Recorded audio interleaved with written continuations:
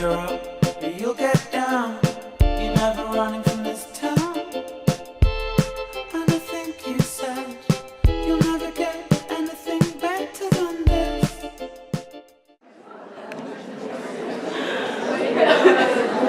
S'il vous plaît.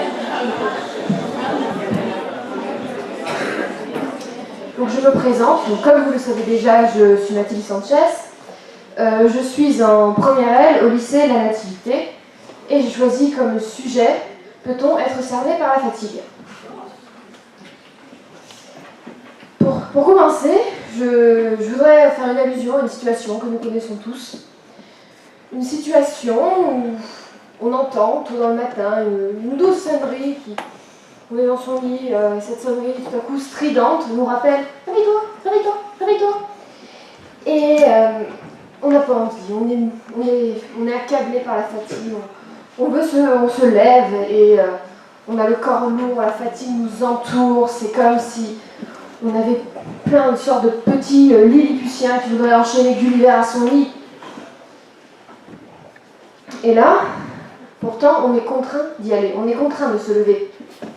C'est alors qu'on se dirige vers notre salle de bain et qu'on voit dans le miroir sous nos yeux deux cernes, deux traits bleus disgracieux que l'on s'empresse de faire disparaître à renfort de différents produits, des anti-cernes, des lotions démisantes, j'en passe, il y en a des centaines, ils sont très créatifs. Et c'est là ce qui m'amène à me demander pourquoi on s'efforce à les faire disparaître, pourquoi au final on s'efforce à ne pas paraître fatigué alors qu'on l'est. Parce que dans notre société, il y a un grand malheur. Il faut paraître jeune, il faut paraître beau, il faut paraître dynamique en toutes circonstances. On a le droit d'être fatigué, mais il ne faut surtout pas le montrer. Cela me fait penser à une publicité que j'avais vue il y a quelque temps, où l'on voit une jeune femme, la vingtaine, qui se lève à 7 h du matin, puis qui se rend à son travail en vélo, qui enchaîne réunion sur réunion, qui va nager quelques longueurs à la piscine entre midi et 2, qui enchaîne des réunions, et qui après une telle journée va faire la fête et le lendemain se relève tout aussi fringante. Et là, on entend le slogan qui dit « Dans une journée comme ça, on n'a pas le temps d'être fatigué, alors prenez tel produit, prenez tel médicament. » Quand on passe une journée comme ça, c'est pas un médicament dont on a besoin, c'est 15 heures de sommeil. Et donc, oui, de ce côté-là, je pense que l'on peut être cerné par la fatigue. Car la fatigue va nous nuire à la fois socialement, on est plus facilement irritable. Également professionnellement, on est moins performant. On est moins disponible. Ce qui m'amène à parler de mon second point. Depuis quelques années, de nouvelles technologies ont fait leur apparition. Internet, des téléphones portables. Ainsi, on peut être joint à n'importe quel moment. On peut facilement recevoir un appel de notre supérieur qui nous demande de terminer un dossier, alors qu'on était en train de se reposer en compagnie des siens. Et pourtant, on va le faire, ce dossier, par peur de perdre de l'argent, de perdre du temps, de perdre son travail. Alors auparavant, quand toutes ces technologies n'existaient pas, les entreprises marchaient quand même, les entreprises tournaient tout de même. Mais le soir, et en fin de semaine, on était tranquille. Et tout ce flot d'éléments qui viennent nous cerner, et qui à terme amènent de la fatigue, peuvent avoir des conséquences bien plus graves. Je pense à une maladie de nos sociétés, qui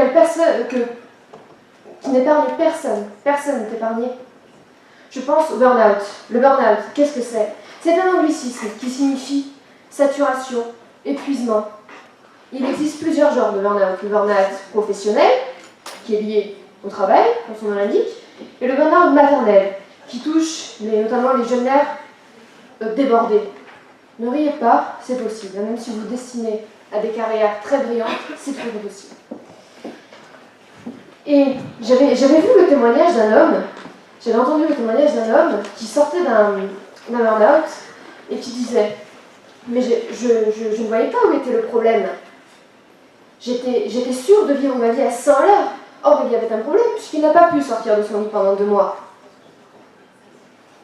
Donc oui, on peut être accablé, on peut être cerné par la fatigue. Et cela peut avoir des conséquences très graves. Mais, à l'inverse, Peut-on cerner la fatigue? Oui, on peut cerner la fatigue. Mais cela demande une chose, d'avoir du courage. D'avoir le courage de s'opposer à tous ces gens qui vous sollicitent en permanence, qui vous interdisent en somme de lâcher prise. C'est devenu tellement incroyable de lâcher prise qu'on en a fait des livres. Je ne sais pas si vous vous rendez compte, on en a fait des livres. On a fait également un site internet qui s'appelle Do Nothing for 2 Minutes. Je ne sais pas si vous connaissez, mais c'est un site qui vous propose de rester pendant 2 minutes assis sans rien faire. Ça n'a rien d'incroyable pourtant. Et pourtant, on en parle. On a fait un site, presque, j'ai entendu des témoignages sur ce site qui faisait de ce site un site d'utilité publique. Et je ne sais pas ce que vous en pensez, moi je trouve que c'est quand même très légèrement abusé.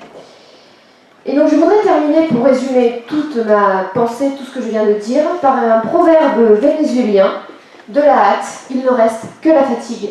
Merci.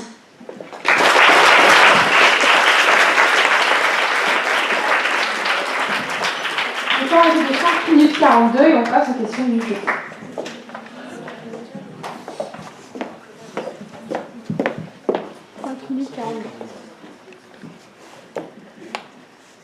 Finalement, la solution, ce serait pas de couper son téléphone. Tout le monde entend? Tout le monde entend. Ben, la solution, oui, on peut couper son téléphone. Le couper tout le temps, non. Parce que c'est quand même un moyen formidable. C'est quand même un moyen formidable de communiquer. Mais oui, savoir le couper. Savoir le couper le soir, quand on est parmi les siens. Ou en fin de semaine, c'est pareil. Donc oui, je pense que couper son portable peut contribuer à résoudre ce problème. Vous avez dit que dans nos sociétés, on avait du mal à lâcher prise. Je vous rejoins sur ce point. Mais ne pensez-vous pas que c'est un peu utopique quand même en pratique? Aller dire à une mère de famille de, comme vous avez dit, s'opposer. Vous avez dit s'opposer aux gens qui nous empêchent de lâcher prise. Concrètement, est-ce que c'est possible? Mais là, quand je parle de lâcher prise, je ne dis pas s'allonger et ne plus rien faire. Lâcher prise, c'est prendre le temps d'être avec des gens qu'on aime, prendre le temps au final. Et donc oui, personnellement, je ne pense pas que ce soit utopique de lâcher prise. Je pense qu'il faut savoir, à un moment donné, choisir ses priorités et ne pas hésiter à mettre comme priorité les siens. Bonjour mademoiselle. Bonjour. Alors, je vais rompre avec une tradition établie, et Dieu sait que les juristes n'aiment pas trop rompre avec les traditions, en vous posant seulement 2 questions. La première, peut-on être fatigué, comme l'aurait dit Nietzsche, par l'éternel retour du même?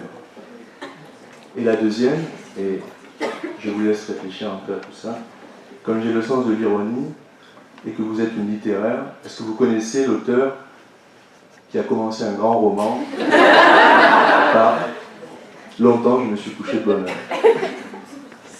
Pour la deuxième question, ça me dit quelque chose, mais je crains de devoir dire non, parce que je n'ai pas la référence exacte en tête. Après, pour la première, j'avoue ne jamais m'être posé la question, mais oui, si je l'ai bien compris, est-ce qu'on peut être fatigué par le retour des mêmes choses tout le temps, par la lassitude? Oui, évidemment, quand on s'ennuie, on est moins motivé pour faire les choses. On se fatigue tout seul au final. Quand on s'ennuie, on se dit pas tiens, je vais finir un dossier. Non, on s'allonge, on se dit qu'est-ce que le temps passe lentement. Donc oui, on peut être fatigué par le retour du même. Je vous remercie.